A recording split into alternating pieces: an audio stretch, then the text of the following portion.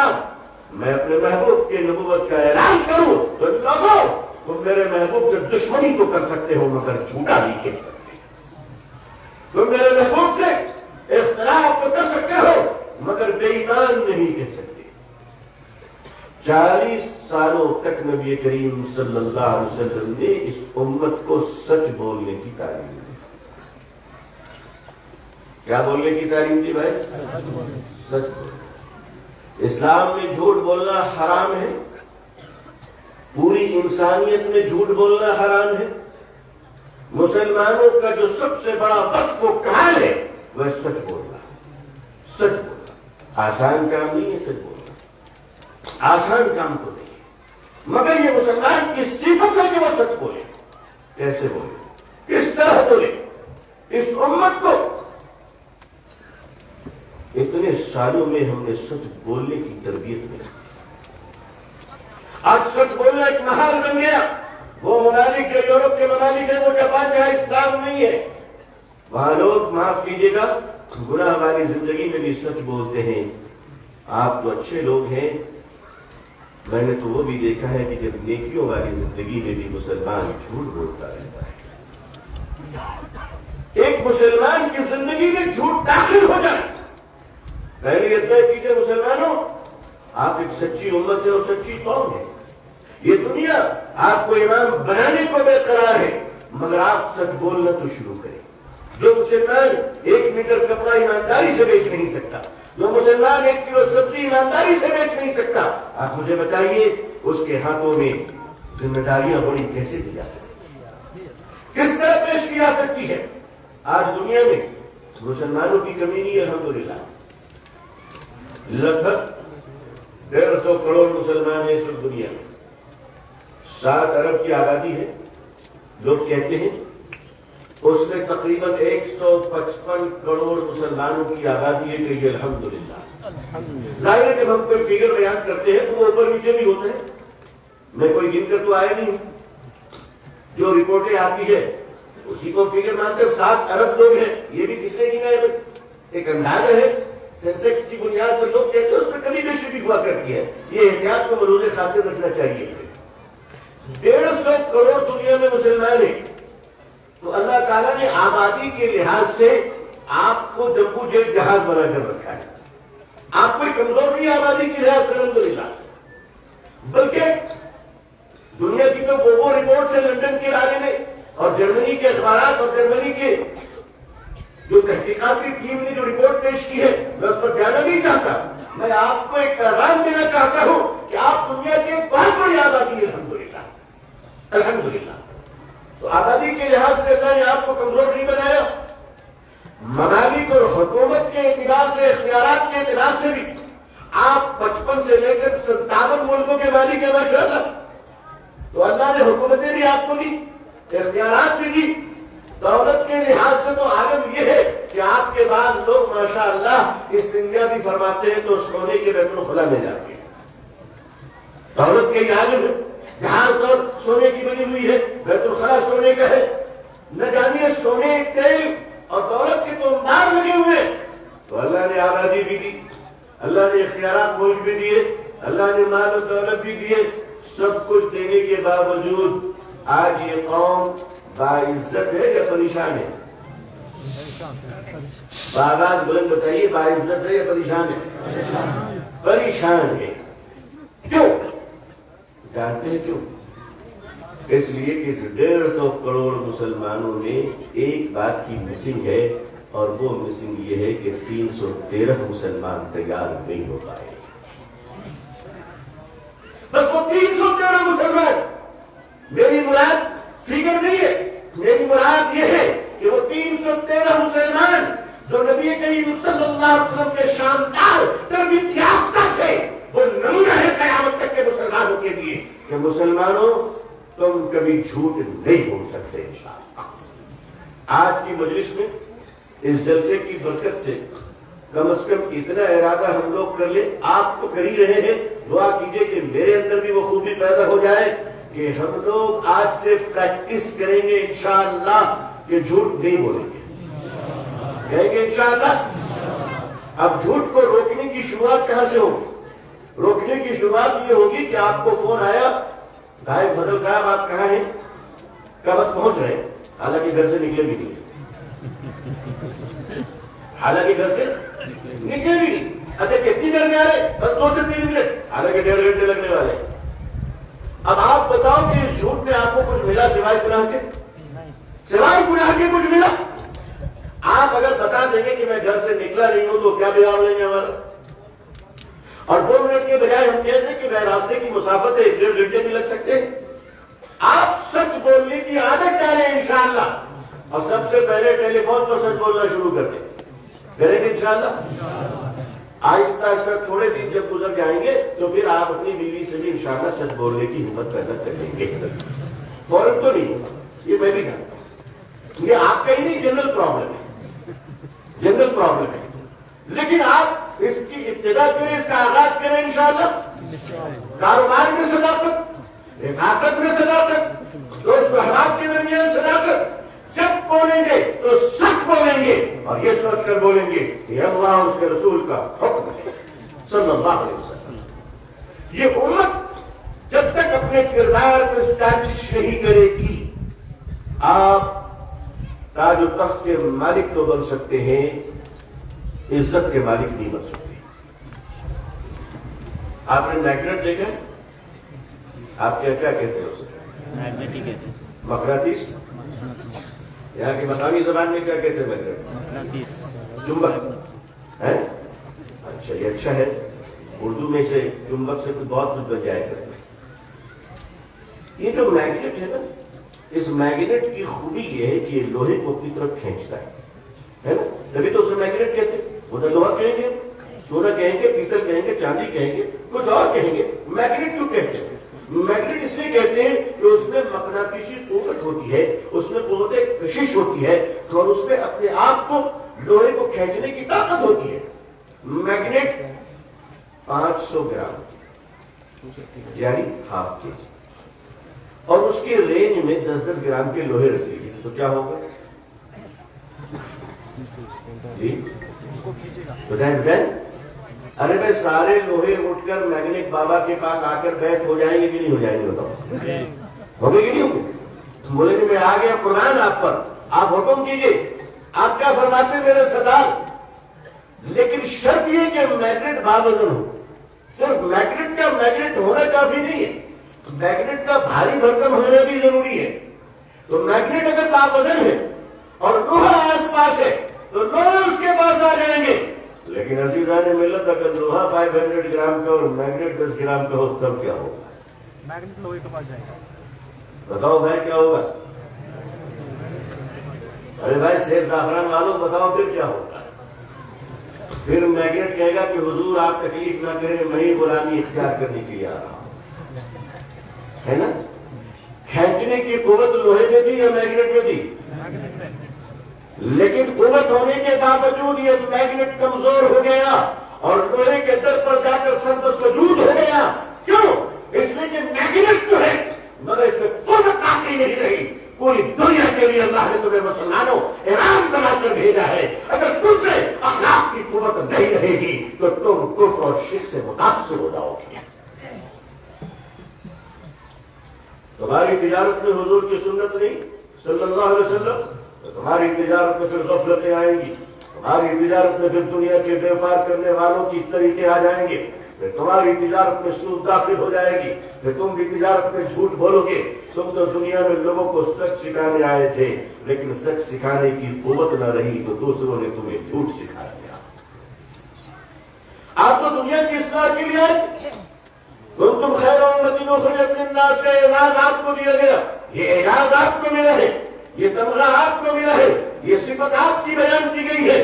اگر آپ نے اپنی خوبی اور اپنے ایمان اور اپنی قوت صداقت کو مضبوط نہ کیا، اپنے آپ پر غور نہ کیا، اگر اپنی گھر کی عورتوں میں حیا اور پردے داخل نہ کیے، تو یاد رکھیے گا کہ کل کو آپ کی عورتوں کو دیکھ کر غیروں کی بیٹیاں حیا سکھا کرتی تھی. آج ایمان کا یہ حال ہو گیا کہ غیروں کی بیٹیوں کی بے حیائی گھر کی مسلمان عورتیں اختیار کر رہی ہیں. اب تو حالت صورتحال یہ ہو رہی ہے، نعوذ باللہ، کہ اب داڑھی ٹوپی کے ساتھ بیگم کو لے کر اسلامک ماڈلنگ کی جا رہی ہے. نعوذ باللہ. ایسے ایسے بےہودے ماڈل مارکیٹ میں آ چکے ہیں جو حرام کو فروغ دے رہے ہیں, حرام کو فروغ دے رہے, بے حیائی کو فروغ دے رہے. تعلیم و کلچر کے نام پر استغفر اللہ اسلامک ڈانس ہو رہے ہیں. کیا میجورٹی ہو رہی ہے؟ کس بے حیائی کی طرف تم جا رہے ہو؟ اللہ کا دین جس طرح 1400 سال پہلے کے لیے تھا, اللہ کا دین قیامت کی صبح تک کے لیے ہے, اور یہی دین کی کرنسی چلے گی. میں یہ نہیں کہتا کہ اپنی بیٹیوں کو تعلیم نہ دے, اپنے بچوں کو تعلیم نہ دے. یہ کون کہتا ہے؟ کوئی دیوانہ ہوگا جو کہتا ہوگا. عزیزان ملت, میں تعلیم کا مخالف نہیں ہوں, میں بے حیا اور بے غیرتی کا مخالف ہوں. اعلیٰ سے اعلیٰ تعلیم اس امت کا حق ہے, اس امت کا حق ہے, اور بیٹیوں کو بھی تعلیم دینا اس امت کا حق ہے. آپ حضرات مبارکباد ہے کہ آپ کے یہاں ایسے ایسے ادارے کھلے ہیں کہ جہاں مسلمانوں کی بیٹیاں اعلیٰ تعلیم حاصل کر رہی ہیں. اس قوم کے اندر تعلیم یافتہ مائیں عظیم ہوں گی. جب بیٹیاں عظیم ہوں گی, جب مائیں عظیم ہوں گی, تو ان کی گود میں پرورش پانے والی اولادیں بھی عظیم ہوں گی انشاءاللہ. میرے آقا صلی اللہ علیہ وسلم کی شریعت و سنت نے ہمیں قیادت کے لائق بنایا ہے, ہمیں امامت کے لائق بنایا ہے, ہمیں تجارت کے لائق بنایا ہے. لیکن مسلمانوں, ہماری تجارت میں سنت کہاں چلی گئی؟ یاد کرو میرے آقا صلی اللہ علیہ وسلم کی تربیت یافتہ اس تاجر کی طرف ذرا غور کرو. کیا نام ہے اسلامی تاریخ میں؟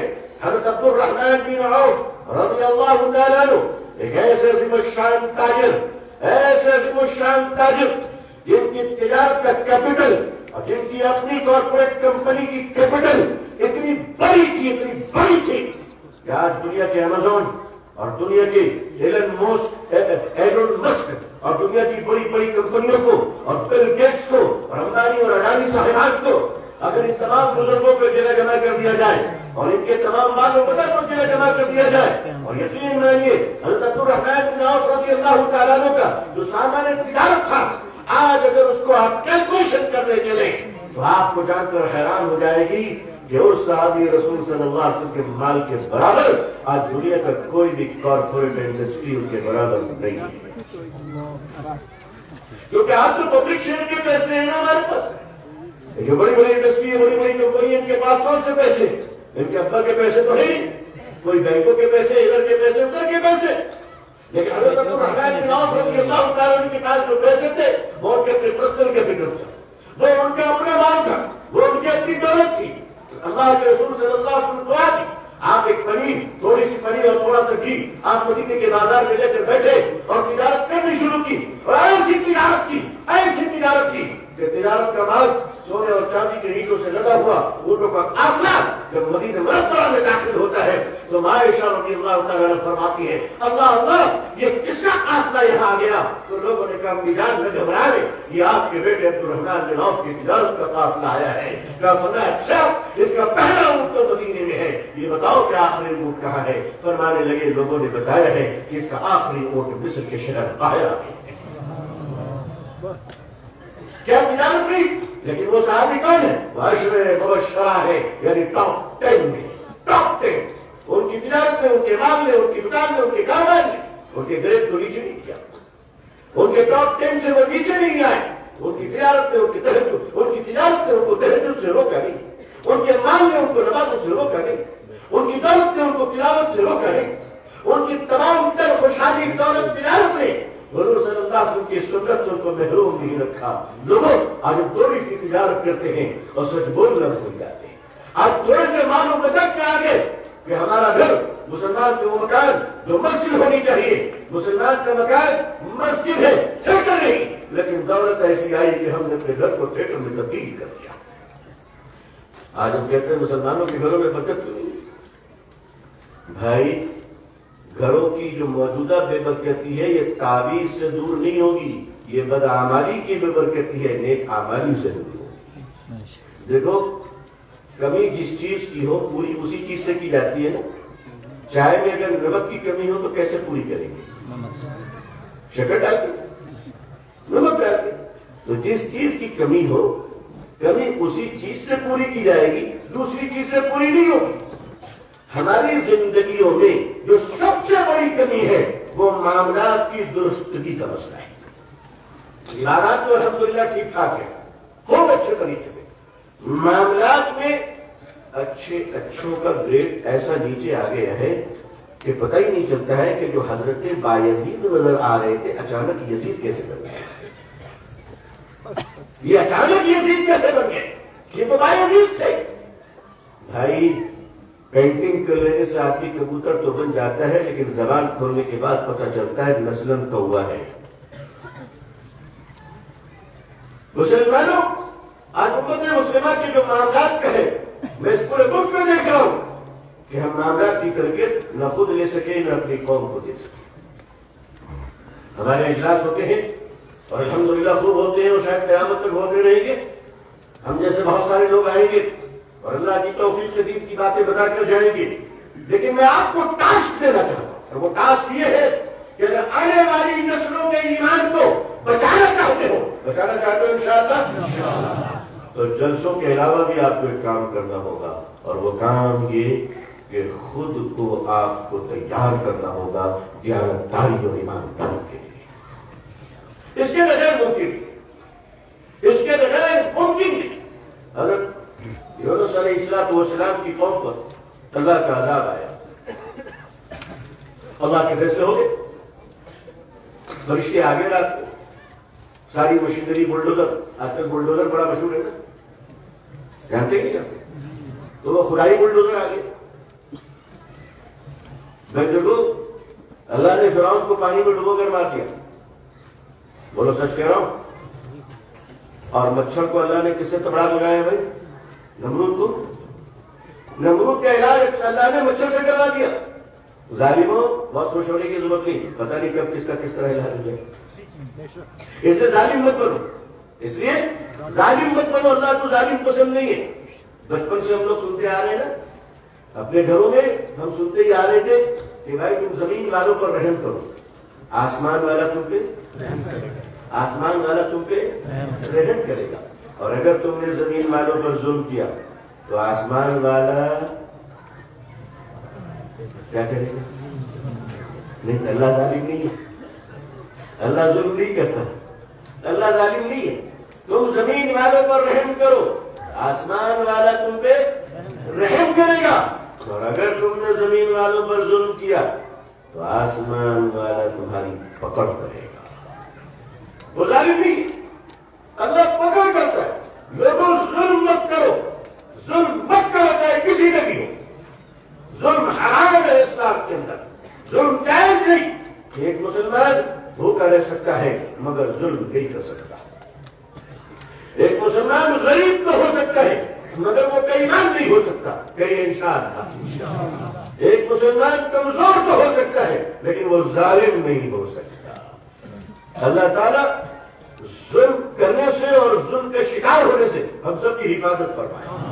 حضرت یونس علیہ السلام کی قوم پر اللہ کا عذاب آ گیا، فرشتے آ گئے سب بلڈوزر لے کر رات کو، ٹائم ٹیبل فکس ہو گیا، اتنے بج کر اتنے منٹ میں سائن کر دینا ہے، الٹا دینا ہے سب کچھ۔ قوم سو رہی، خراٹے لے رہی ہے بھائی۔ پہلے راتوں میں رویا کرتے تھے لوگ، اب تو راتوں میں رونے والی جماعت بھی خراٹے لے رہی ہے۔ کیوں؟ رونے والوں کہاں چلے گئے؟ پہلے مسجدوں سے رات میں رونے کی آواز آئے گی۔ دیکھو مسلمانوں، میرے بزرگوں، خیال رکھو، اکابرین بہت تیزی سے اٹھ رہے ہیں۔